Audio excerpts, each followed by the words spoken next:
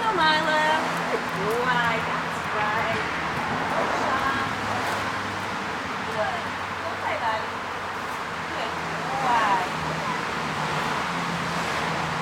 Milo, here. Yeah, good boy. Good job. Great.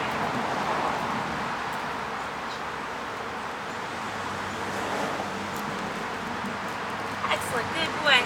Hey guys, Jareen here, owner of Positively Manner Dog Training. We're going over the second step of teaching your dog to come and call the first time, every time. So, in the first video I reviewed picking out a clear definition, naming it, and getting started. So we have our dog, we have our chicken, we have our leash, and if you notice, what I was doing was I was just going for a nice relaxed walk with my dog and using that time to reinforce some obedience. The other thing you notice is the food wasn't in my hand when I called him. While I'm a big advocate for rewarding your dog, and if you want to keep chicken on you for the rest of your life, that's fine. But you know, it's really important that your dog doesn't come just because you have the food, right? A lot of times, well, let's just demonstrate. So you'll call the dog will stop, right there, bud. So they'll stop that far away, and then because we want our dog to come all the way to us, we'll reach into our treat pouch, our pocket, and get the reward, so then encourage our dog to come the rest of the way. What that's doing is that's actually setting us up to have a dog who doesn't come when called unless we've got food and we're waving around their face. So, second step is get that food out of your hand. Put it away, hide it. Have it ready though to reinforce behavior.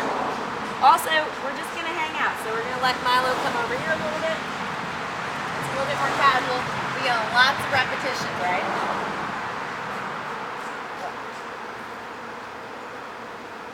Milo, here. Good boy.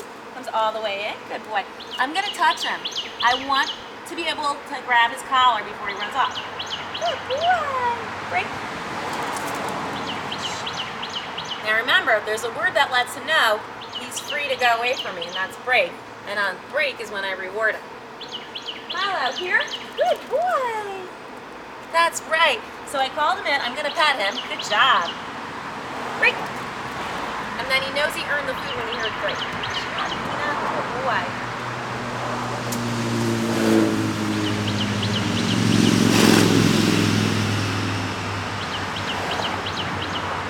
To get a little distance, I'm going to toss the food a little bit.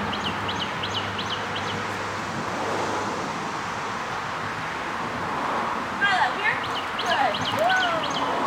Good job. If he stops, back up so you encourage your dog to come in. Don't reach for your dog. Good boy. Excellent. Now I backed up without releasing him, so he naturally came with me. Good boy. Break. Right now I'm ignoring any jumping. I don't care. It's not a big issue. He's only doing it because we're practicing something new and he's having a good time. And he's a little stressed because he's trying something. He's trying to figure out what I want from him. So the learning process is a little bit stressful, especially for a sensitive dog like Milo, who always wants to get it right.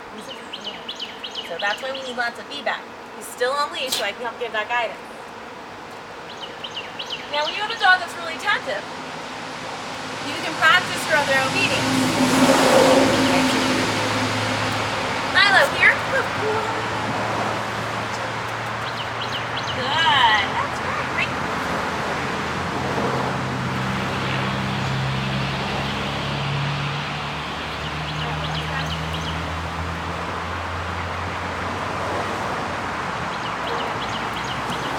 So he's gonna let's go or follow me. Sure. Milo, here. Good job. Good. And now remember, it needs to stay with me. So I'm just really building in that when I say that cue, I want him with me. Yeah, good job. Good boy. Good boy. Break. And now if you notice, I get my hands on him.